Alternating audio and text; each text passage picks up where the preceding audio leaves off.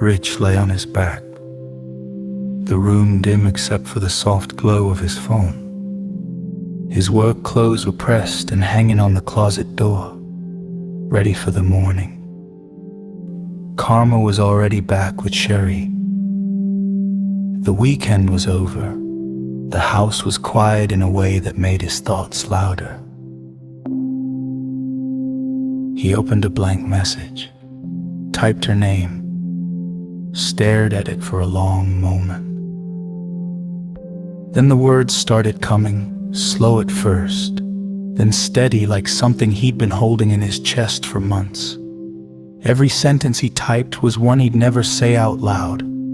Every truth was one he'd never let anyone hear, but he wrote it anyway, because he needed to see it outside of himself, even if only for a minute. Dear Rovi. Words begin appearing on the black screen, typed out line by line as he speaks. I'm never going to send this, but I need to get it out of my head before it eats me alive. You were there for me when everything was falling apart. When Sherry got arrested, you stepped in without hesitation. You watched my daughter. You made sure she was safe. You and Bonnie kept her in that daycare when I couldn't afford it. Karma is thriving because of you.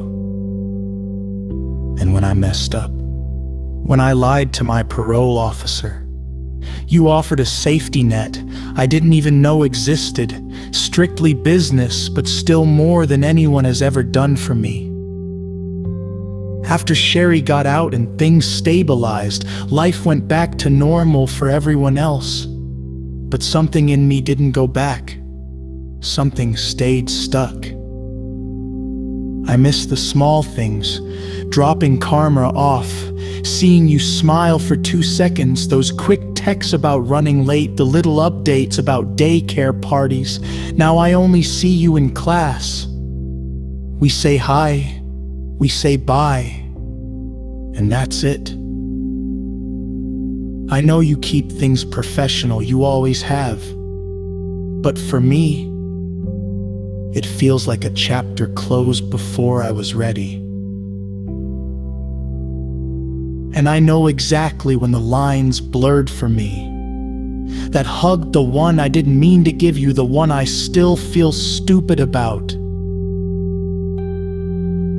You've never touched me, you've never crossed a line, even when you saw me at my most vulnerable. Remember when we were sitting in my SUV right after Dr. Blake's meeting and I was stressed, nearly had tears in my eyes, thinking I was going to lose.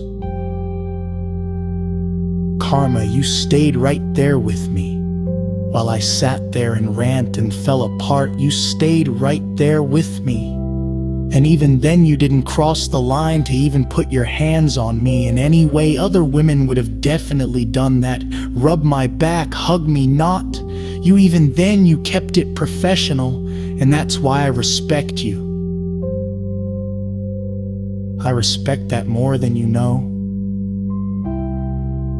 But when I hugged you, something in me woke up. Not lust, not fantasy. Just something I haven't felt in a long time. You smelled like essential oils, frankincense, vanilla. Something warm, something calming, something I wasn't prepared for.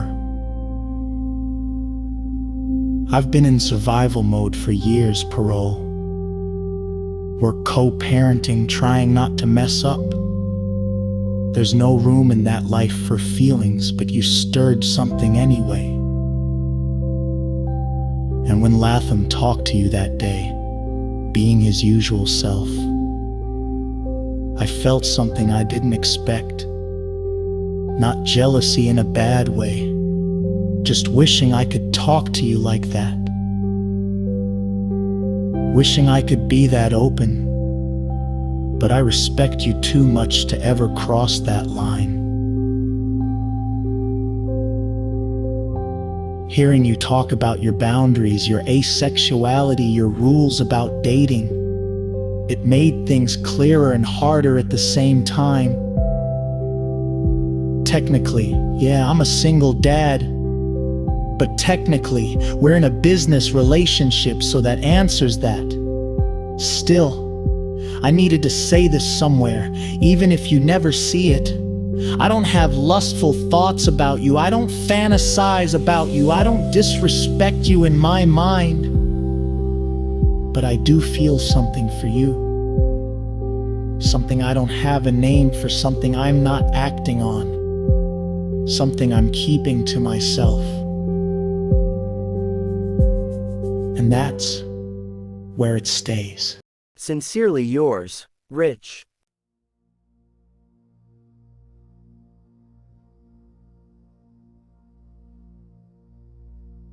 He holds the phone above his chest, staring at the message he just wrote. He reads it once, then again. His expression stays steady. Just a man thinking, letting the truth sit in front of him for a moment. It's simply honest, the kind of honesty a man only allows himself when he's alone. After a long moment, his thumb moves. He pauses. The ticking clock in the living room echoes. Time passes. He hears a car horn. More time pauses. His thumb hovers the screen. His stomach growls. He blinks rapidly. He moves his toes. He thinks some more. He pauses and rereads the entire message again, and he thinks. The humming of the refrigerator cycles as time passes. He blinks rapidly, toes moving more aggressively now, like a cat moves its tail when it's focused on a mouse. His jaw clenches. And then Rich lowers the phone onto his chest and stares at the ceiling, carrying the same feelings he walked in with. Only now they have somewhere to rest. His thumb hovered over the screen. His expression stayed steady. Just a man thinking, letting the truth sit in front of him for a moment. It was simply honest, the kind of honesty a man only allows himself when he's alone. His eyes drifted to the send button. His thumb hovered over it, close enough to press it, close enough to change everything. He moved his thumb away from send and toward delete instead. He hovered there too, suspended between two choices he knew he'd never make. The ticking clock in the living room echoed as his eyes shifted between send and delete. A car horn sounded outside. His stomach growled. He blinked slowly, then again, heavier this time. He swallowed as his toes shifted under the blanket. His thoughts raced as the refrigerator hummed in the kitchen. Moving his thumb to the send button, his jaw tightened. He kept staring at the message, thumb still hovering, thinking, and thinking, and thinking. As he moved his thumb to the delete button, he got an upcoming seminar reminder. His eyes grew heavy, his grip loosened. His thumb slid a little across the glass, not enough to press anything. Just the natural drift of a man falling asleep after a long weekend with his daughter. The screen stayed lit for a moment longer. Then his breathing deepened. His hand relaxed. The phone tilted slightly in his palm. He didn't send the message. He didn't delete it. He didn't choose anything at all. He simply fell asleep. Sometime in the night, the screen dimmed, then it went black. The battery drained down to nothing. The next morning, Rich woke up rested. He stretched, sat up, and rubbed his face. He went through his routine: shower, clothes, breakfast. When he sat on the edge of the bed to put on his socks, he paused. He carefully rolled the fabric over his ankle, maneuvering it around the GPS bracelet so it wouldn't snag. He'd gotten used to the ritual, the small adjustments, the quiet acceptance of something he didn't like but lived with anyway. He slipped on his shoes, tightening the laces around the monitor without drawing attention to it, even though no one was there to see. He grabbed his backpack, then reached for his phone to slip it into his pocket. It wouldn't turn on, just a black screen. He pressed the power button again. Nothing. He plugged it in. The screen flickered to life, 1%. He set it on the dresser to charge while he finished getting ready, and then it hit him. The message. He picked up the phone again, opened his messages, and froze. No draft, no message, nothing saved. He stared at the empty screen, unsure. Did he delete it? Did he send it? Did the phone die before anything happened? Did his thumb brush something in his sleep? He didn't know, and that uncertainty stayed with him.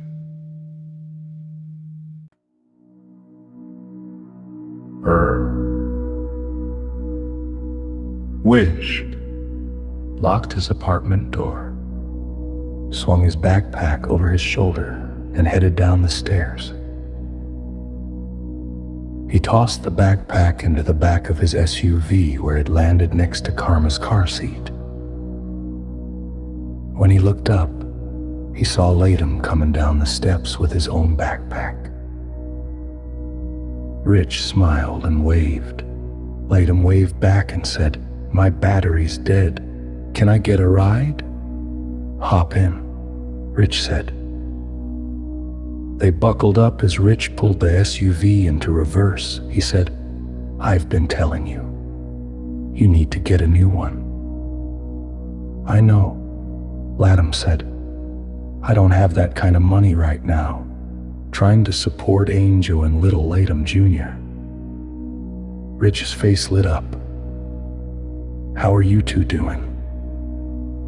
Latham smiled big.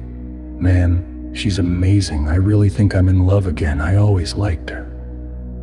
But now, I've fallen for her." "That sounds serious," Rich said. "It is," Latham replied.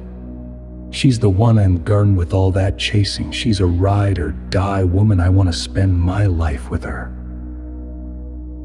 Rich looked over and said, "You really are serious, aren't you?" "I absolutely am," Latham said. "And little Latham Jr. He's doing great. I never thought I'd be happy about all the responsibilities, appointments, meetings, PTA stuff. But I'm actually looking forward to it. I'm glad you got all that wildness out of your system," Rich said. "Me too," Latham said. Then he added, "So what's going on with you?" Rich looked surprised. "Who?" "I'm not seeing anyone." "Oh, come on, man," Latham said. "It's written all over your face. You like Rovi. Blake knows you like Rovi. Val probably knows you like Rovi. She probably knows you like her." Rich smiled a little. "That actually brings me to another question." "What is it?" Latham asked. Rich said, "What happens if you're typing a message, you fall asleep, and the phone battery dies? And when you plug it back in the next day, the message is gone. Not in drafts, not in trash, not in sent. It's like the phone reset. I don't know if I sent something by accident." "What was the message?" Latham asked. Rich paused as he merged onto the highway. You ever type something you have no intention of sending just to get it out of your system, and then you delete it? All the time, Lightum said. Well, I used to. I kinda did that, Rich said. Lightum raised his eyebrows. Let me guess, you wrote something to Rovi. Rich said, yep. Let me see your phone, Lightum said. Rich pulled it out, unlocked it, and handed it over. Lightum scrolled through messages.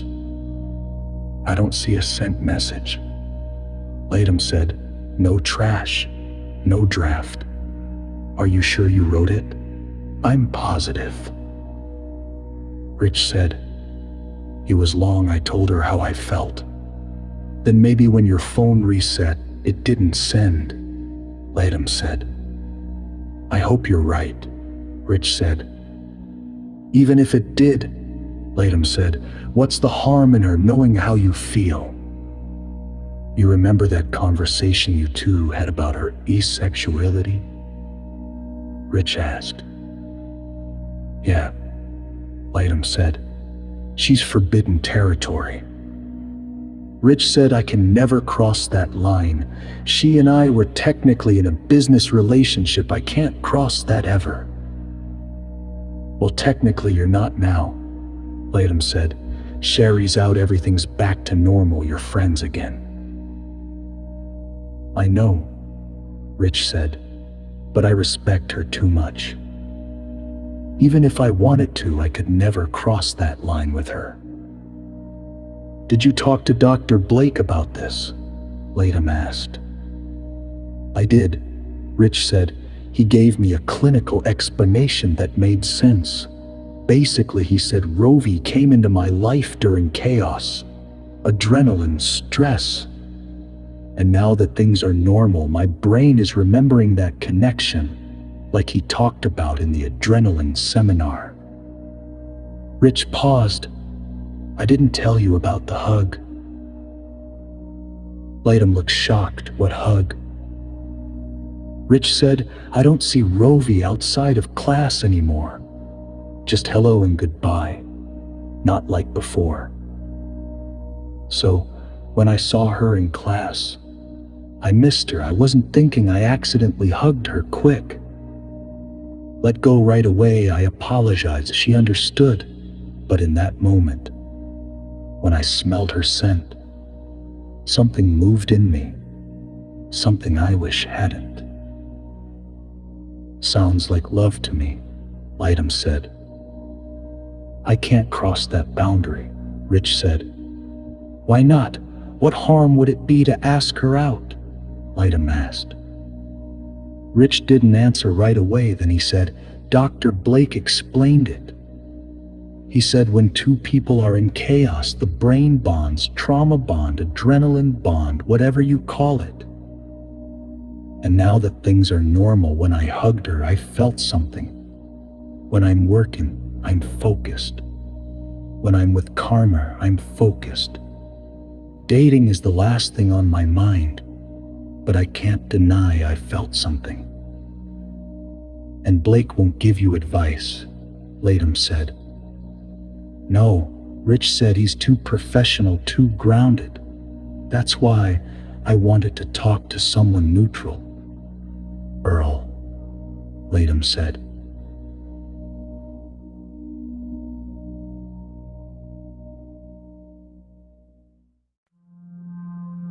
Rich said, oh man, you're right. He tapped his steering wheel controls and called Earl on hands-free. Earl answered, hello? Hey, Mr. Earl. It's me, Rich. Rich said. Boy, I've been wondering about you, Earl said. You coming to the seminar? Yes, sir, Rich said. What's on your mind, son? Earl asked. Okay. By the way, Latham's in the car with me. Rich said. Hey, Latham, Earl said. Earl, Mr. Earl, Latham replied. Rich took a breath and told Earl everything, the hug, the feelings, the message, the uncertainty, Dr. Blake's explanation. He didn't leave anything out. Earl said, "All right there, son.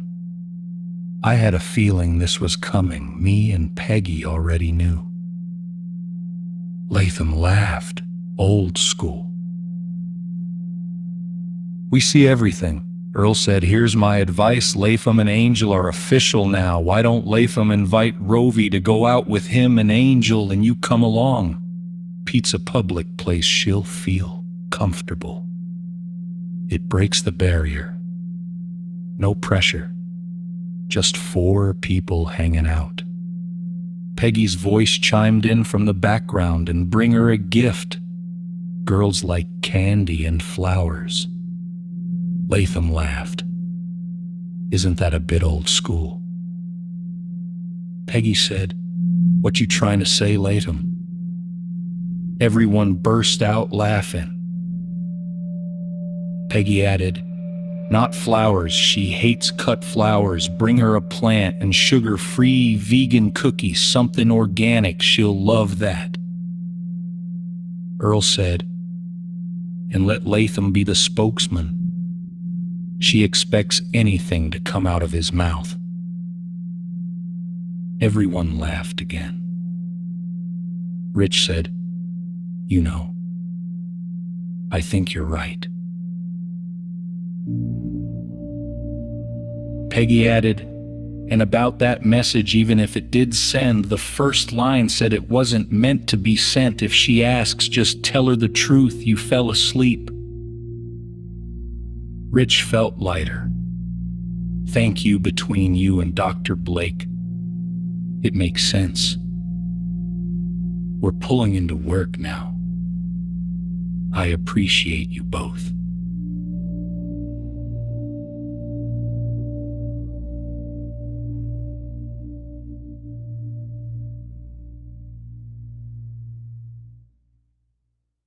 Rich entered the seminar room. The overhead lights hummed softly. The air conditioner kicked on with a low rush. He stepped inside and paused for half a second, letting his eyes adjust from the hallway.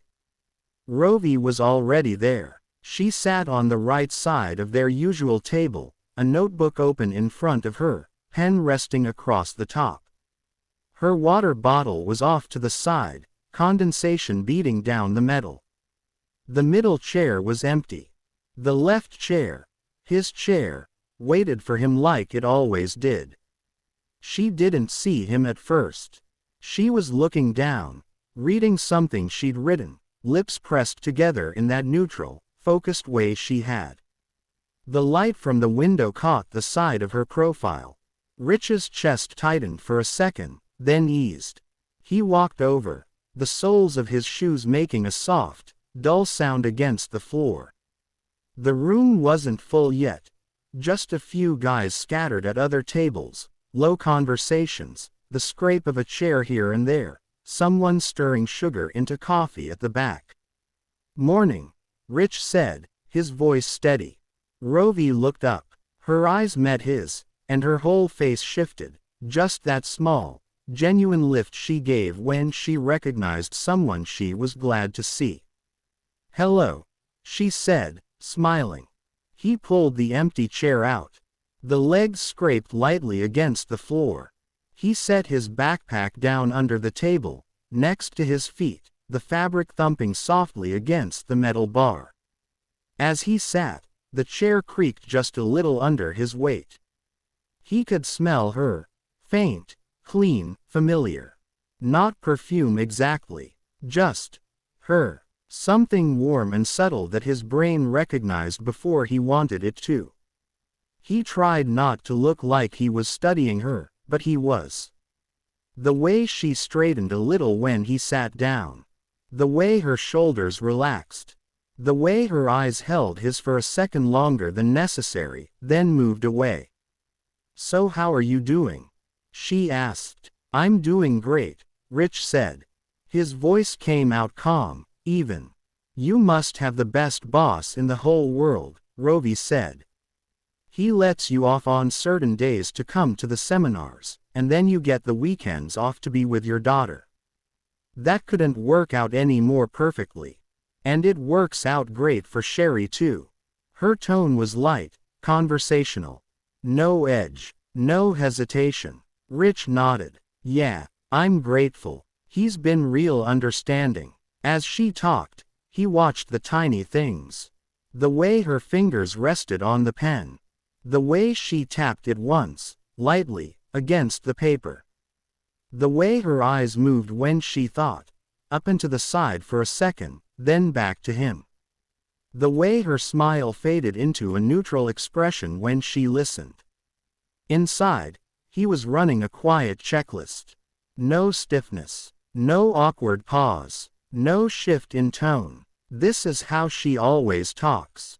This is normal. This is good. And the fact that he even had no problem with the arrest, she said. He's working with you, standing up for you. I'm just so happy you have a lot of good people in your corner. Yeah, Rich said. I do. He swallowed once, the motion small, his jaw flexing for a second. He glanced down at the table, then back at her. If she got that message, she's not showing it. At all. He knew her well enough to know she could be a vault when she wanted to be. Everything about her was under lock and key unless she chose otherwise. That was part of why he respected her so much. A chair scraped behind them.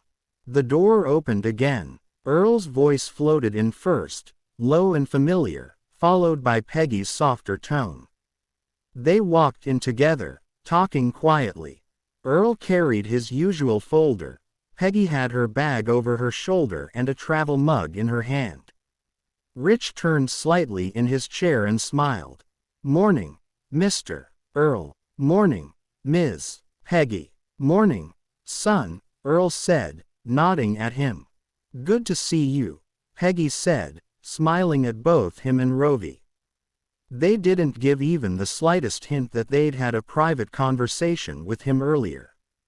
No knowing looks, no extra pause. Just the same warmth they always brought into the room. They greeted Rovi with the same friendliness, then moved to their usual seats, settling in with the quiet rustle of paper and the soft clink of Peggy setting her mug down. The room slowly filled more. Guys coming in, chairs scraping, low greetings, the occasional laugh.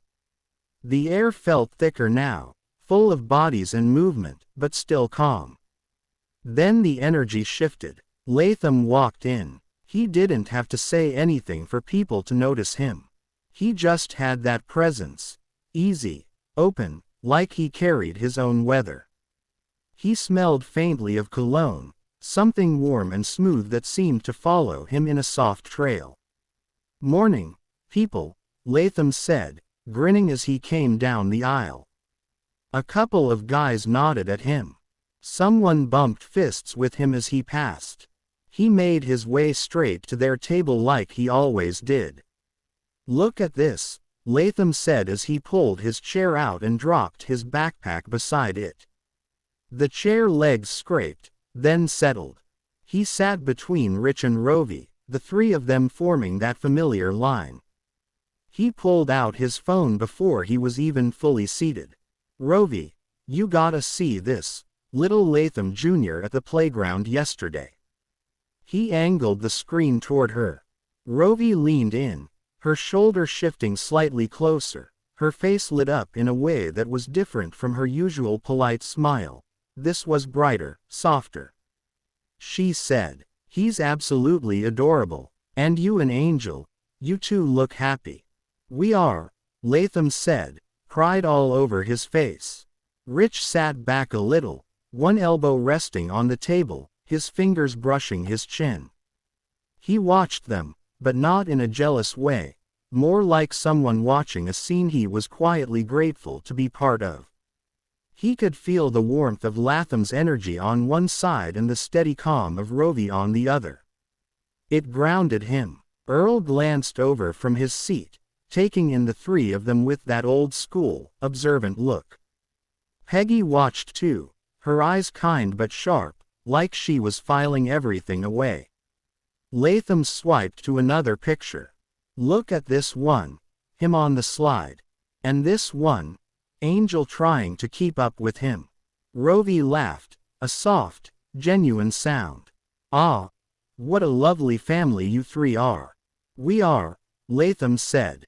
That's my squad. The room buzzed around them, chairs moving, someone coughing. Dr. Blake, Tarquin and Amethyst made their way into the classroom smiling and greeting.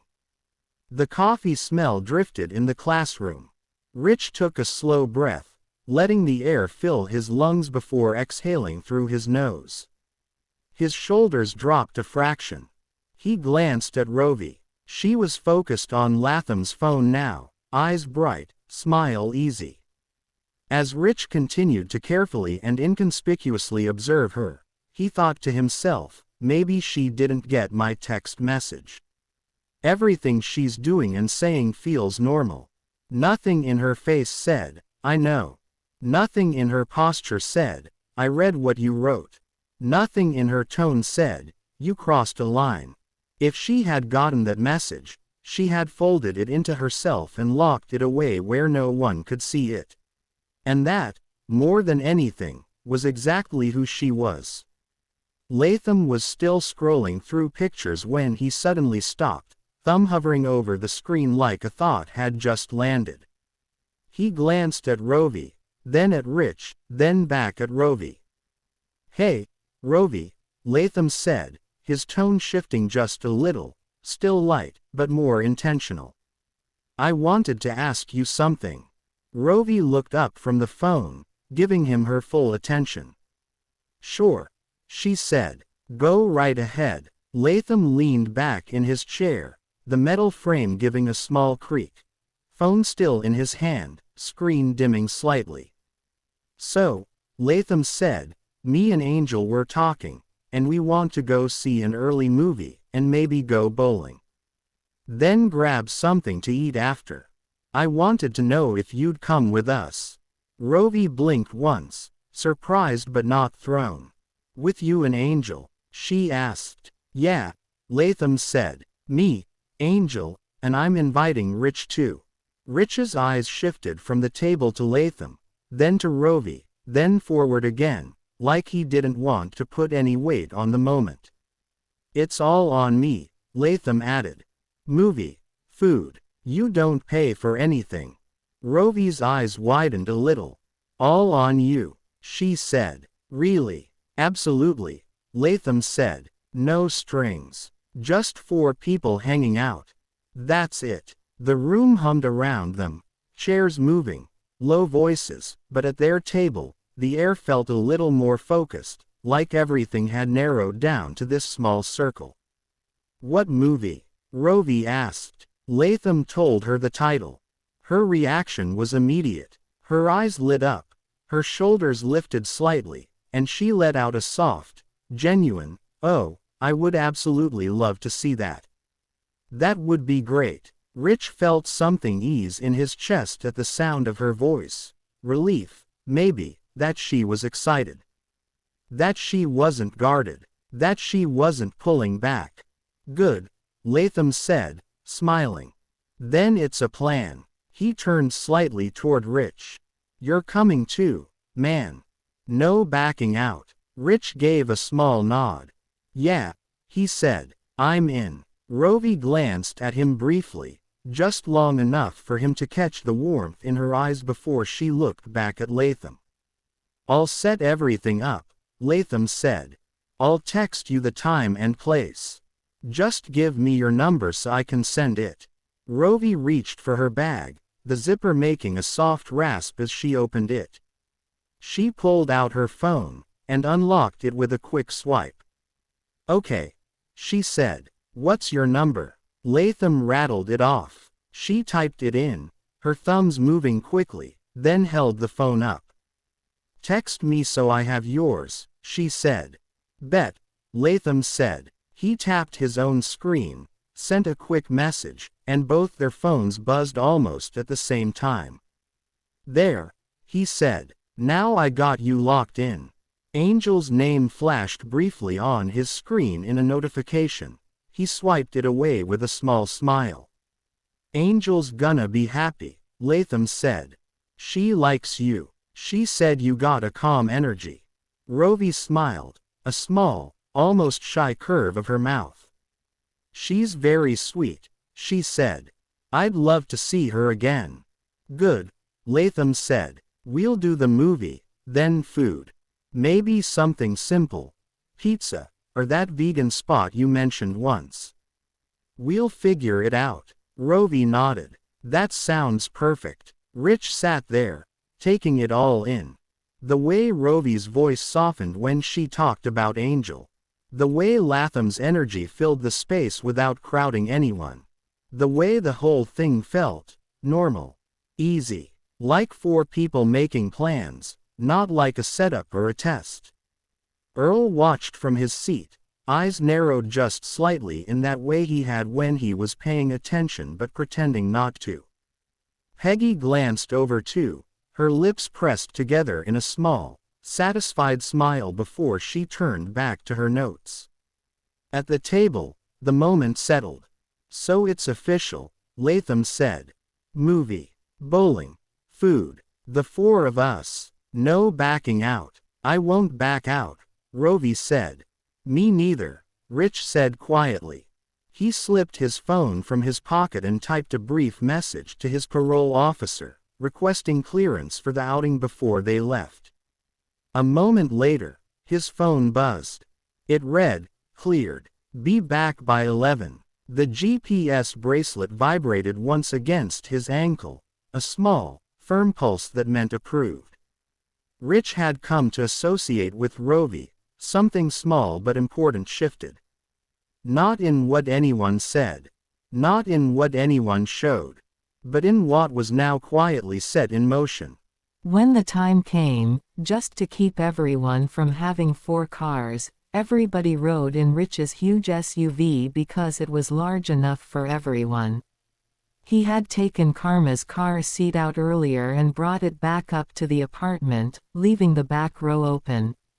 Rich and Latham were already in the front seats, and Angel had already been picked up. She was in the back seat. Then they drove to Rovi's house. Rich was expecting her to be in her long, flowing Renaissance-style mysterious cloak, which he absolutely adored. So did Latham. Angel had seen Rovi in her beautiful attire before, and she often complimented her on it and told her how much she loved the way Rovi dressed. But to everyone's surprise, when they pulled up to Rovi's house, her door was already open. Rich knew she probably saw them pull up, so he waited a few minutes and did not honk the horn. All of a sudden, someone came to the door smiling. It was Rovi. But to everyone's surprise, she was dressed in normal clothes. Rich stepped out of the car immediately and opened the door for her. She walked down her steps toward the car, smiling. She was wearing a matching top and pants. The attire was similar to yoga pants, but it was a coordinated set. She still had her Rovi aura vibe, but this time she had played it down a bit. It fit into almost a bohemian style. She came up to the door Rich held open. She greeted him and said softly, "Hello." He was almost speechless. "Well, hello. I really like what you're wearing." She said, "Thank you." He said, "I am so used to seeing you in your long, flowing attire." Rovi answered gently, "Well, when I am with other individuals, especially in a group setting like this, I try to dress according to how everyone else is dressed a little bit more. I try to match how they are dressing. The reason I do that is because I am used to people looking at me and staring at me. But when I am with a group of people, I do not want the attention to be on them because of me. So I will dress normally, and it keeps me from standing out in the crowd. It makes everyone feel comfortable. That is why I do it." Rich said, "That is very thoughtful of you." Latham said, "Yeah, a lot of people don't think like that." Rovi smiled gently. Thank you. She stepped into the car, put her seat belt on, and greeted Angel. Rich could not keep his eyes off her. He closed the door, shocked by what she had just said. He let that rewind in his head over and over. She dresses so people around her can feel comfortable. That sounded just like her, he thought to himself. He got into the vehicle, and they got ready to go. Everyone settled comfortably in the car, the girls in the back, the guys in the front, and they took off. Everyone was happy. Angel and Rovi were having a great time talking back and forth, their voices overlapping with laughter. The guys were talking too, easy conversation, relaxed energy. They went to the movies. Latham held Angel's hand, leaning into her as they walked in first. Rovi and Rich kept a respectful distance, walking side by side but not close, just two people tagging along with friends. Angel and Latham sat together, of course. Rich and Rovi sat together too, but it was absolutely platonic with Rovi.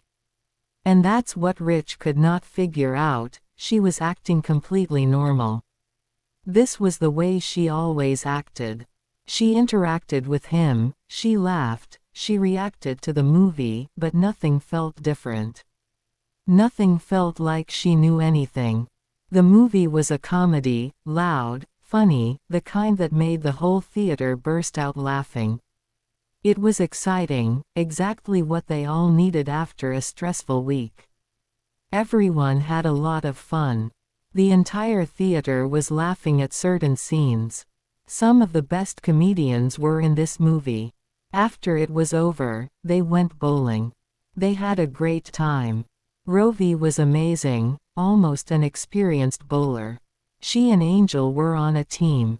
Latham and Rich were on a team.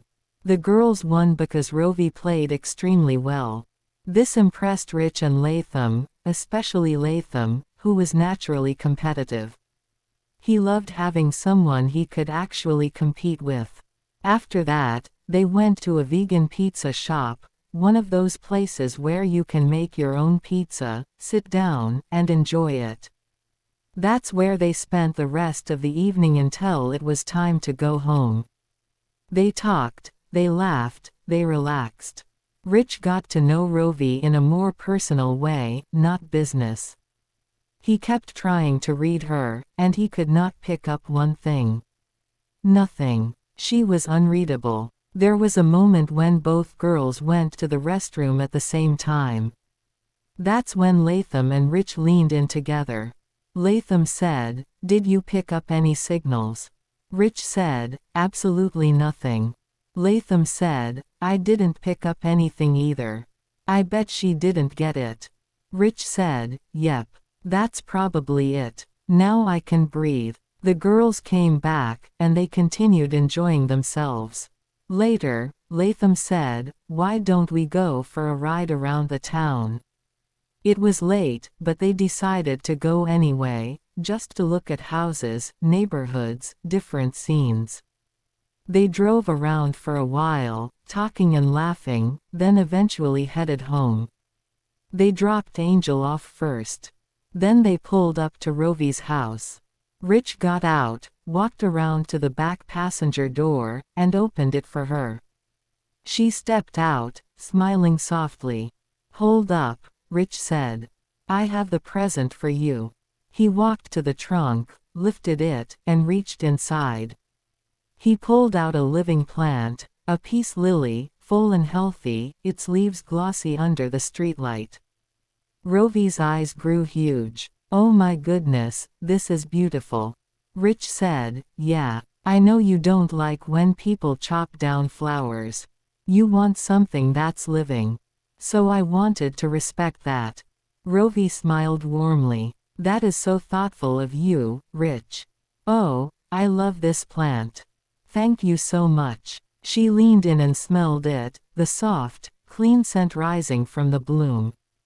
Rich looked at her a little bit longer than he meant to, and she caught that.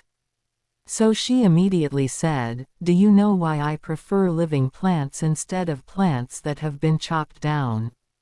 Rich looked at her with curiosity, shook his head, and said, "Why?" Rovi looked down at the plant, smelled it again, and then looked back up at Rich. "The reason why I do not like chopped plants in a vase is because, think about it. Plants are living." Rich nodded. "And chopping them from their root, sticking them in a bowl for someone to admire, only to watch them die about a week later, I think it is horrific. I do not mean to be graphic, but it is like doing that to a human, and just the thought of that is gruesome. Because I am so connected to nature, it truly bothers me to see that. So when someone gives another person a bouquet, they first kill a living plant and sit it in a bowl of water and expect it to live. If it is not the type of plant that can shoot out and regrow itself, I think that is horrific. Some plants can do that, but the ones they sell at these flower shops cannot. They cannot regenerate, and they will die. People put all these fancy chemicals in the water to make them live longer, as if it is some sort of life support. Why can they not simply give the whole plant? Why can they not give a whole rose in a pot so the person can plant that rose bush in the yard and forever think about the person who gave it to them? Why can they not keep all these beautiful flowers with their roots so the person can have them for as long as possible? It truly bothers me. I am sorry that I am so sensitive and ranting about this, but that is why when you gave me this live plant and not something chopped up, it truly lets me know how thoughtful you are. That means a lot to me, more than you will ever know. I actually reject people who offer me chopped plants, and I say, no thank you, but I do not tell them what I am really feeling. So thank you. I do not know how you knew that, but thank you." Rich was so impressed with her explanation about plants. He had never looked at it that way before. If Peggy had not told him, he would have given her chopped plants, as she puts it, and he had Peggy to thank for that, or he would have definitely ruined the moment. He sat there and watched her continue to smell that peace lily. Then she said, "This is one of my favorite plants." "Oh, thank you so much."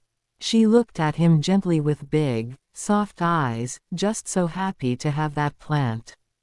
She hugged it. "This plant will grow with me. You know, these peace lilies grow for a very long time and become tall. Every time I look at this plant, I will think about this gift you have given me. It is not something that will sit in a little glass jar and die in a week. It is a reflection of our friendship." That is when it hit Rich, somewhere really deep. It touched him when she said that. He tried to maintain his coolness, even though there was more he really wanted to say. But he maintained. He did not want to give away what he was really feeling. He said, "I'm glad you like it," and he left it at that. Then Rich reached into the trunk again and pulled out a small, elegant candy shop bag. "This is vegan, organic, sugar-free chocolate," he said. Rovi almost melted. "Oh, thank you, thank you. I am so happy. I love these." She held the plant and the bag close to her chest. "I truly had a wonderful time, Rich," she said. "This is something I will never forget. My first date. And you have absolutely made my day, my first date, special." When Rich heard her say first date, something warm moved through him. He did not show it, but inside he was grateful. He was the first one she ever trusted enough to go out with. He waited until she was safely inside her house before he got back into the SUV. He buckled his seat belt. Rich and Latham both looked at each other. "Nothing, man," Latham said. "I didn't pick up a thing." "Nothing," Rich said. "She's impossible to read." They drove back to New Chapter Court.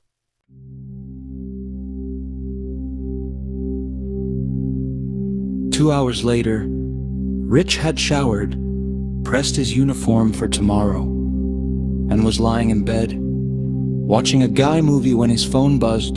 Ding ding. He picked it up. One message from Latham. She knows. Rich frowned. What are you talking about? Who knows? Who is she? Latham replied. Rovi knows she got your text message. Rich sat up. What do you mean? What are you talking about? Latham responded. Angel was trying to find out. I told Angel how you feel about her. Angel asked Rovi in the restroom. She said Rich likes you. And Rovi said, I know. Rich stared at the screen. Latham sent one more. Angel asked how she knew. Rovi said she got your text message. The one you didn't mean to send. Rich didn't move. He just stared at the glowing screen. And that's where it ends. The last Dr. Blake seminar. The last chapter. The last unanswered question.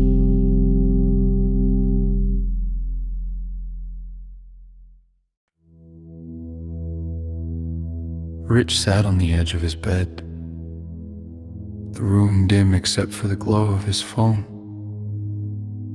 Latham's message stared back at him. Angel said she got your text.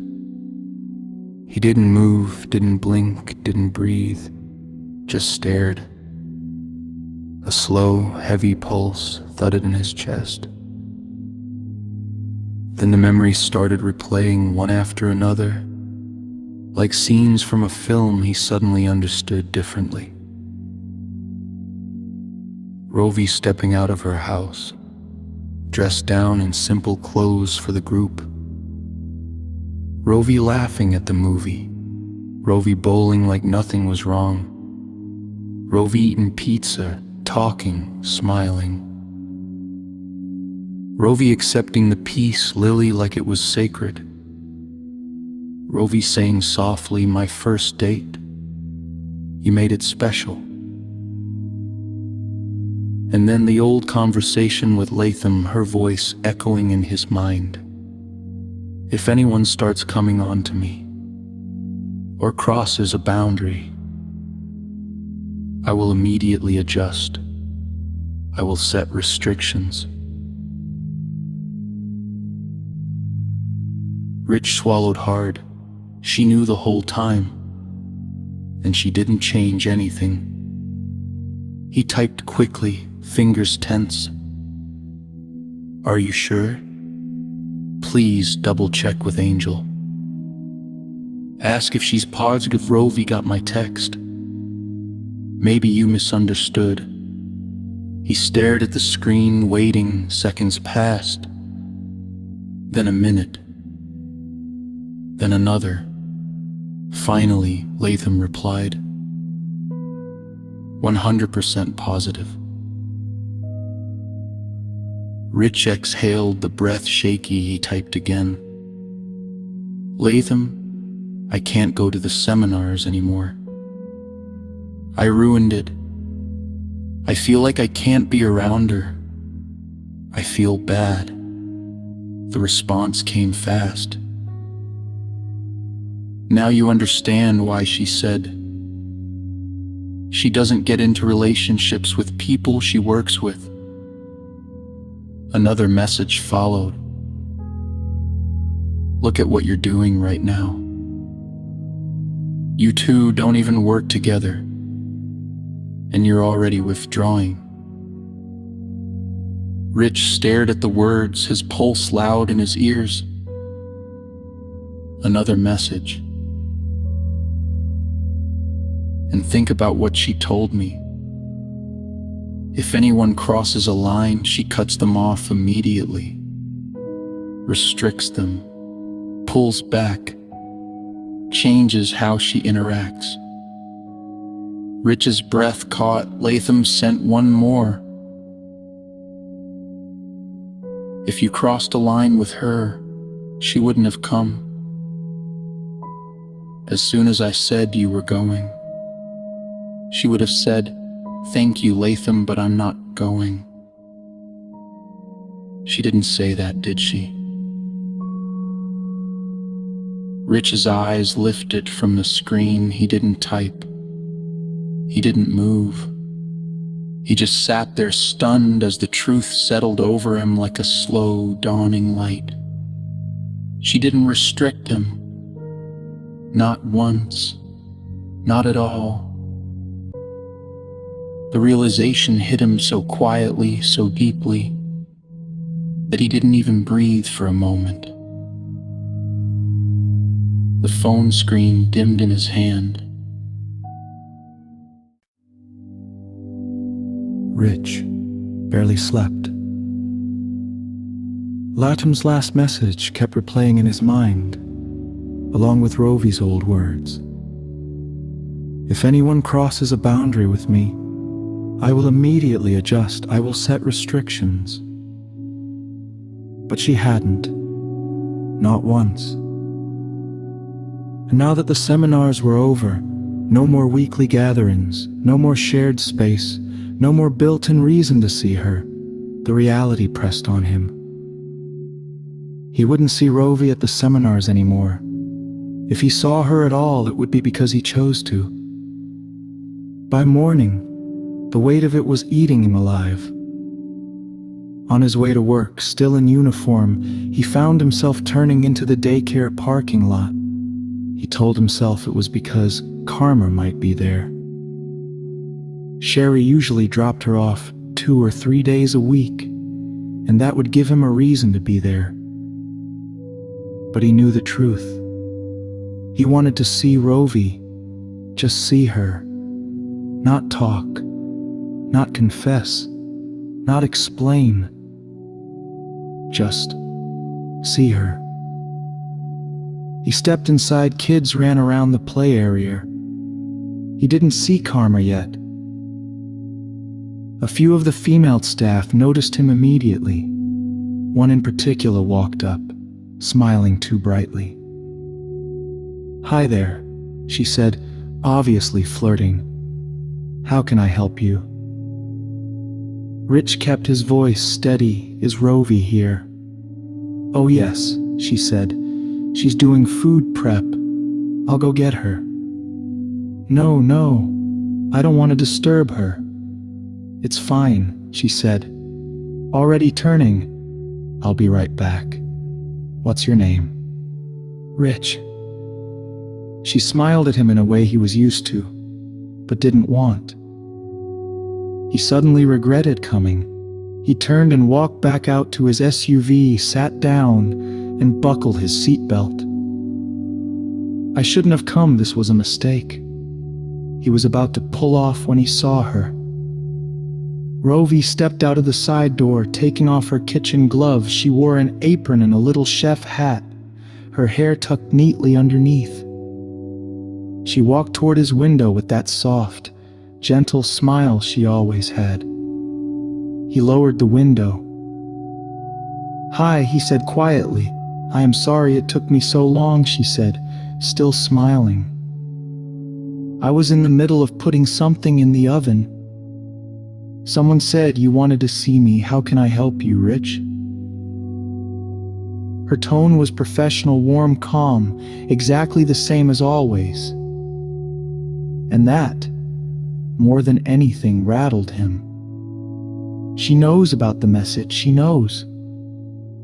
And she's still standing here like nothing happened. He swallowed. "Rovi, I'll probably ruin our friendship by saying this," he began. Her expression didn't change. Still soft, still unrateable, still her. He continued, "I didn't mean to send you that text message. I fell asleep. I was just trying to get my thoughts out. Like writing something down to process it, and then delete it, old school therapeutic. But I fell asleep holding my phone and I guess I sent it." He looked at her, searching for any sign, anger, discomfort, disappointment. But she remained gentle, composed, compassionate. He finished quietly, "I have nothing but the utmost respect for you. I would never cross any barriers with you. I just wanted to acclimatize. That's all." He reached for the gear shift, ready to leave. But she spoke softly. "Rich, you do not have to apologize." He froze. She stepped a little closer, her voice warm and steady. I could clearly see the heading she said. It said something like, "This is what I mean to delete." I knew immediately it was not meant to be sent. I took it as something personal that accidentally went out. Rich stared at her, stunned. And to be honest, she continued, "I was truly touched by your gratitude. Your words were almost poetic, very kind. They made me smile. Please do not feel bad about it. I could read between the lines quite well. These were thoughts you meant to keep private, and that is how I received them. I did not take it personal. It was very sweet. In fact." She smiled, soft, sincere, gentle. Rich looked at her, probably longer than he anticipated. It had been a while since he'd seen her, and he accidentally held her gaze a little too long. "Thank you, Rovi." She nodded. "Feel free to stop by any time. Rich parents are always welcome to drop in and see how we do things. Karma was here yesterday. We encourage parents to visit." He blinked, surprised, relieved, a little off balance. He wanted to say something more, something honest, something real, but he restrained himself. Maybe we'll go have lunch or something," he said quietly. Her smile warmed, gentle, appreciative, but still professional. "Thank you very kindly for that invitation. Rich, I really appreciate it. Well, I've got to get back into the kitchen. Bye, Rich." That was all he needed to hear. He nodded once, started the SUV, and, for the first time in days, allowed himself a small, genuine smile as he pulled away.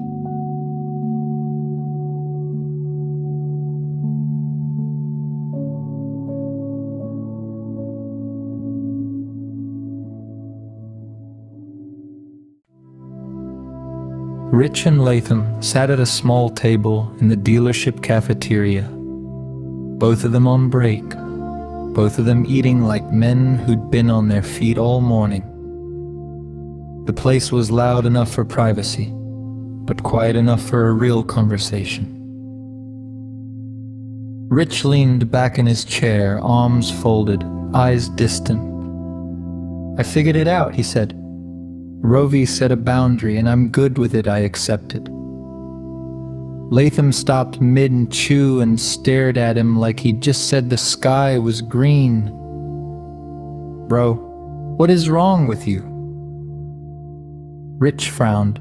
"What?" "You're usually the one giving me the sound advice." Latham said, pointing a fork at him. "Now I'm sitting here having to teach you how to read between the lines." Rich blinked, genuinely confused. "What are you talking about?" Latham leaned forward, lowering his voice. "Think about it. How did she act when we were all out together? When she wasn't at work, when she wasn't on the clock, when she wasn't in front of cameras, when she wasn't around her bosses?" Rich thought about it. "She had a great time. We laughed. It was amazing." "Exactly." Latham said, "Now, how did she act today?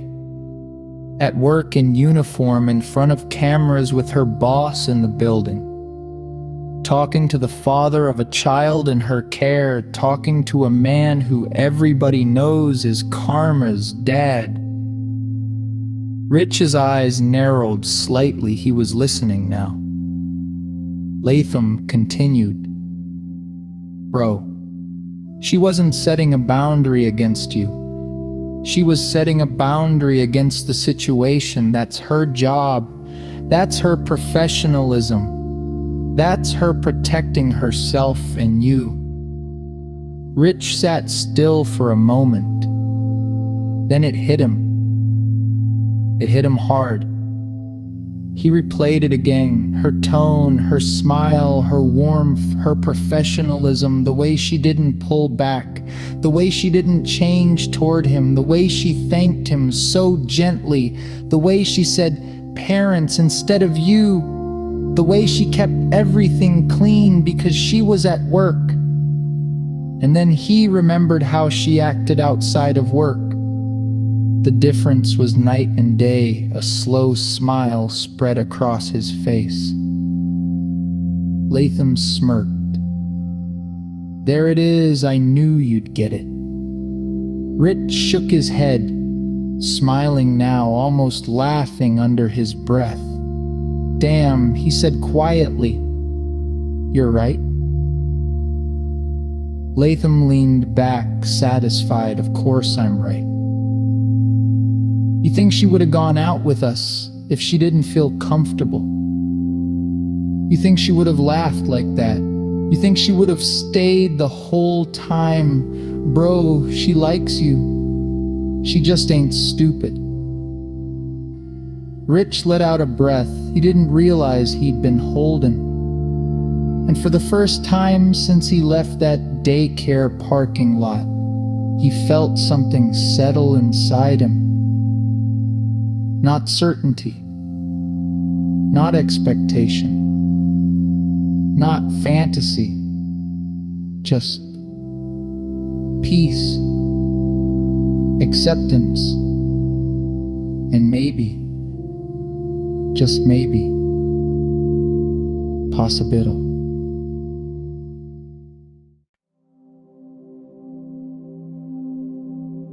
Rich didn't say a word after Latham broke it down for him.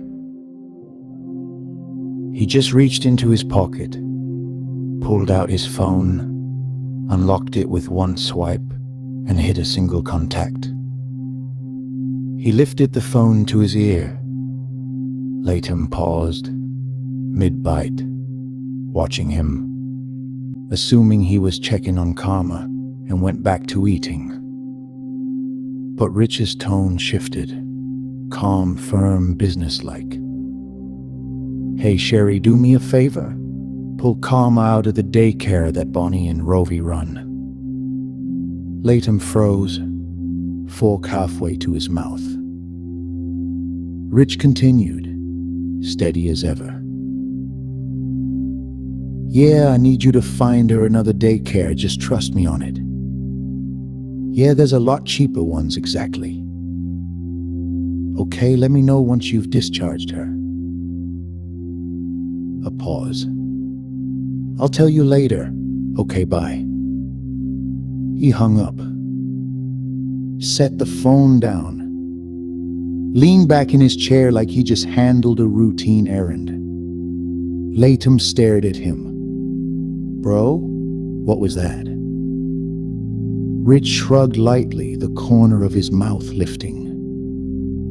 Boundary goes both ways.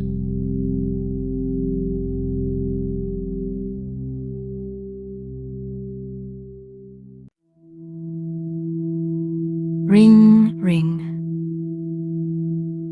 Hello, this is Rovi. Thank you for calling Little Blessings Daycare. How may I help you? Oh, hi Sherry, how's it going? A pause, then Rovi brightens. Oh, that's wonderful. That's the job you were waiting for, isn't it? I'm so happy for you. Another pause as she listens. Oh, okay, sure, so are you gonna come pick up the rest of the things? She nods to herself. You know what? I can gather everything together, and I'll have Rich come pick them up at my house. He drives by my place anyway, so it'll be easier for him. My place is closer than yours. Another pause. Absolutely no problem at all. As of today, we'll take her off the roster. A soft laugh. Nope, I agree with you. Trust me. There are a lot cheaper ones out there, I get it. Okay, talk to you later, bye. Rovi had just finished setting her small kitchen table, one plate, one glass, one set of utensils. The vegan lasagna rested on the counter, filling her home with a warm, comforting aroma. She moved with her usual calm rhythm, soft house clothes on, the little TV under her cabinet playing quietly in the background. She wasn't expecting anyone. Then, ding dong. She paused, surprised. She rarely had visitors. She wiped her hands on a dish towel and walked to the door. When she opened it, Rich was standing there.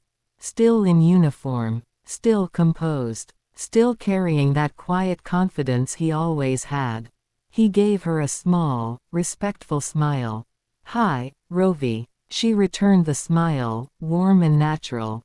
"Hi, Rich. Come on in." Rich stepped inside, and for the first time, he saw her completely out of her work world.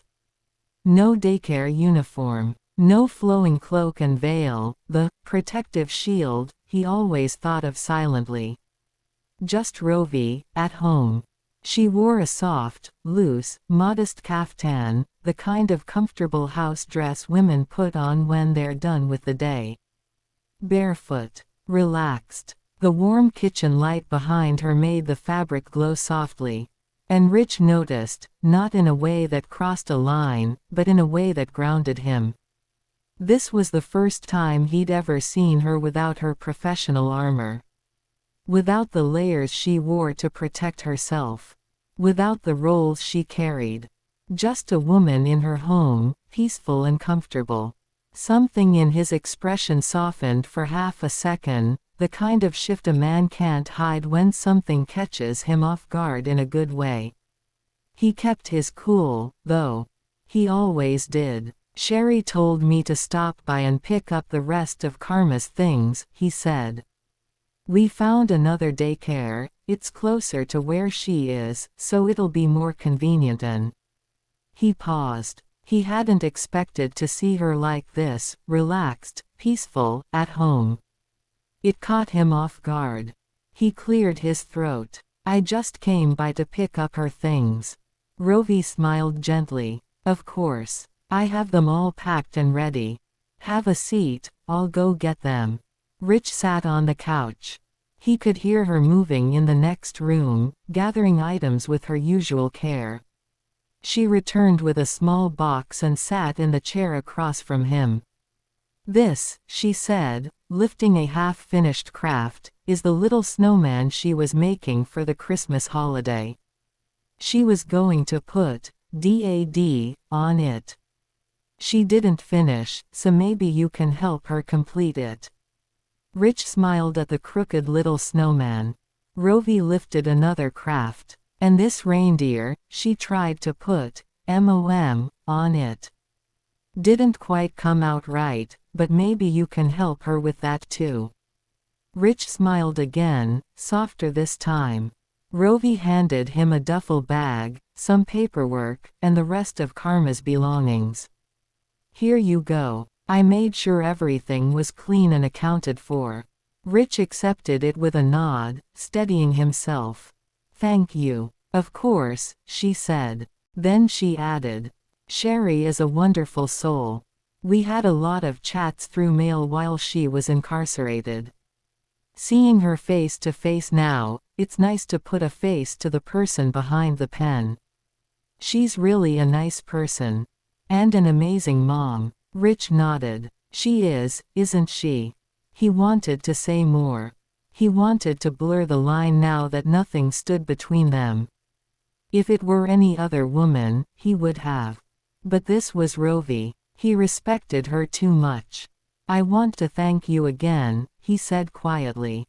For everything you did for me, for Sherry, for Karma. Thank you for letting my daughter stay in that beautiful daycare free of charge until we got on our feet. Rovi shook her head gently.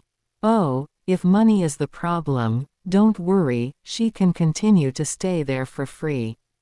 It's okay. Rich cut her off immediately. Rovi, I didn't take her out because of the money. That wasn't the truth. I only told Sherry that. I'll explain it to her later. He held her gaze, steady, respectful. I better go. You take care. Rovi stood too. Rich. He turned. She looked at him, calm, unreadable, but present. What was the real reason you took Karma out of the daycare? He froze. This was the moment. No restrictions. No professional lines. No blurred roles. Just honesty. He exhaled. I took Karma out because I didn't want there to be any boundaries or restrictions between us anymore. I didn't want us to be in a business relationship. That's the truth. And whether that makes me look foolish or not, it's how I feel. He stood, picking up the box. He turned toward the door. Before he could take a step, she spoke again. What time is your curfew for your GPS ankle bracelet? He turned back, surprised. 11. She nodded once, thoughtful. Would you like to stay for dinner? I made vegan lasagna. I have plenty for two. She smiled, warm, gentle, appropriate. Rich exhaled, setting the box down. Smiled and said, I'd really like that. Thank you.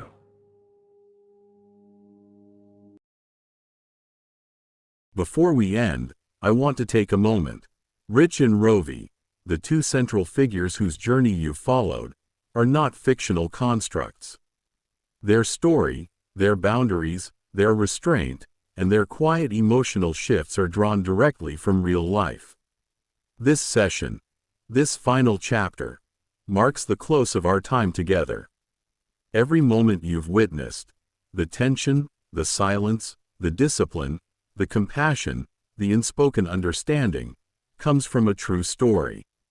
Rich and Rovi are based on actual people and actual events, and the experiences, observations, and emotional intelligence that shaped Rovi's character come directly from the writer, creator, songwriter, and lyricist behind this series, Rovi Vrusamai. What you've seen was never fiction dressed up for entertainment. It was an honest reflection of real emotions, real limitations, and real human dignity. And now, as all such stories must, this one comes to its close. Thank you for listening with care.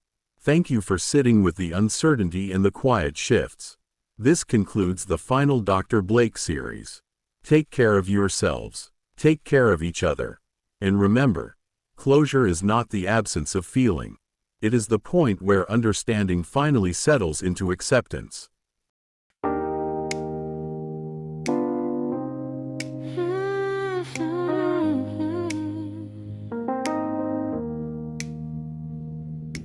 Rich walked out of prison with the kind of silence that follows a storm that lasted too long.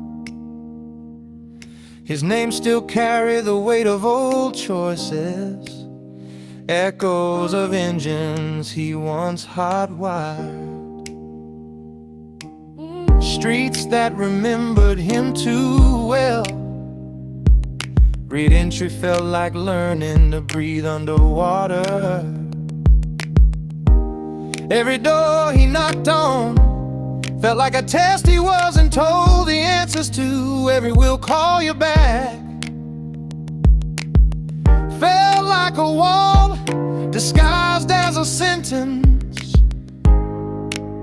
But he kept going, one step then another, until the day a car dealership, a place filled with the very machines he once stole, opened his doors and handed